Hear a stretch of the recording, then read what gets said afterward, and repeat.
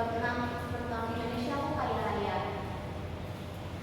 Di sini adalah kurikulum IPS Merdeka. Kurikulum adalah suatu seperangkat atau suatu sistem rencana dan pengaturan mengenai bahan pembelajaran yang dapat dipedomani dalam aktivitas belajar dan mengajar.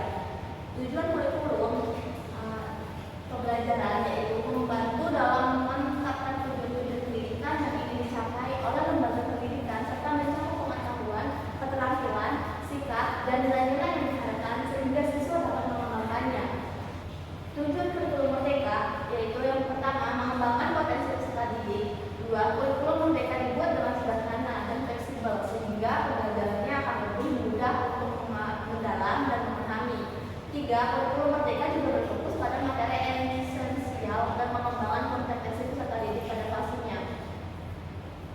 Ilmu pengetahuan IPS yaitu suatu mata pelajaran yang memadukan konsep-konsep dasar dari berbagai ilmu sosial yang disusun melalui pendekatan pendidikan dan psikologis serta kelayakan dan kebermaknaannya bagi peserta didik dalam kehidupannya. Kurikulum IPS SD tahun 2006 dalam PTSP itu ditetapkan berdasarkan Kemendiknas RI 2022 tahun 2006 mempunyai karakteristik sendiri karena tidak mengandung istilah pembahasannya atau PPB. Namun standar kompetensi SK-nya dan kompetensi dasar hal ini jauh lebih sederhana dan ajang pembelajaran yang relatif sedikit memberikan peluang yang luas bagi guru untuk berkreasi dalam pengembangan kurikulum yang mengacu pada pembelajaran IPS yang pakem dan tahun 2006 lebih simpel dan efektif. Lalu tujuan pembelajaran IPS yaitu membina peserta didik menjadi warga negara yang baik yang memiliki pengetahuan, keterampilan, dan kepedulian sosial yang berguna bagi dirinya sendiri serta bagi masyarakat dan negara, yaitu untuk merealisasikannya tujuan ini maka proses pembelajaran IPS tidak hanya menekankan pada aspek pengetahuan kognitif dan keterampilan motornya saja, tetapi meliputi juga aspek afektif dalam menghayati serta menyadari kehidupan yang penuh dengan masalah, tantangan, hambatan, dan persaingan.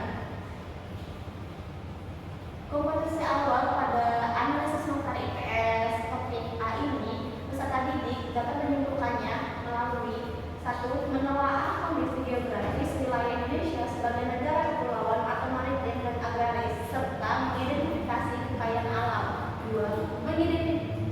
Mengidentifikasikan dan menunjukkan kekayaan alam yang ada di sekitarnya dan merefleksikannya terhadap kekayaan di Indonesia. Capaian pembelajaran itu setelah menganalisis materi IPS bagian capaian pembelajaran dapat disimpulkan bahwa peserta didik itu harus mencapai hasil belajar, yaitu pertama, peserta didik mampu menjelaskan bagaimana bentuk Indonesia pun. 2. Peserta didik dapat merancang karya tentang keberagaman budaya di Indonesia termasuk bahasa, adat istiadat, seni tradisional, dan agama yang ada di berbagai wilayah. 3. Peserta didik mampu melakukan keragaman geografi Indonesia termasuk lokasi, batas wilayah, serta bentuk topografi serta gunung, sungai, dan laut. Indikator pembelajarannya yaitu setelah menganalisis materi IPS bagian indikator pembelajaran dapat disimpulkan bahwa peserta didik mampu merespon hasil belajarnya, yaitu pertama, peserta didik mampu menyebutkan bagaimana bentuk Indonesiaku. 2. Peserta didik mampu membuat karya tentang keberagaman budaya Indonesia termasuk bahasa, istiadat, seni tradisional, dan agama yang ada di berbagai wilayah. 3. Peserta didik mampu menampilkan keberagaman geografi Indonesia termasuk lokasi, batas wilayah, serta bentuk topografi seperti gunung, sungai, dan laut. Materi pembelajaran pada bab 6 topik A yaitu bagaimana bentuk Indonesia dengan direkomendasikan pertama kegiatan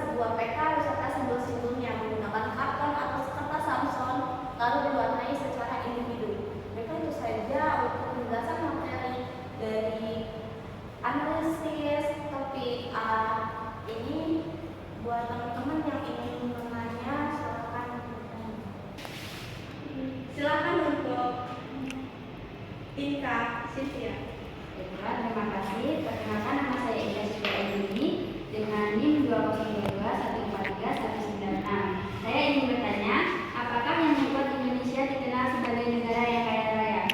Indonesia itu suatu sumber kaya raya karena pada dasarnya itu banyak sekali seperti ada gas, bumi, minyak, ada batu bara, beserta tambang dan lain-lain sebagainya.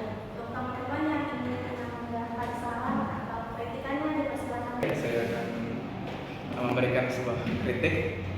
Yang pertama, dari segi presentasi itu cukup banyak sekali teks.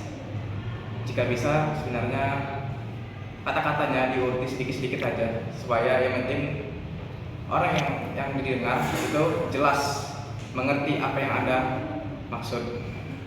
Dari segi PPT saya lihat itu cukup banyak teks yang membuat yang lainnya ngantuk dan kurang fokus.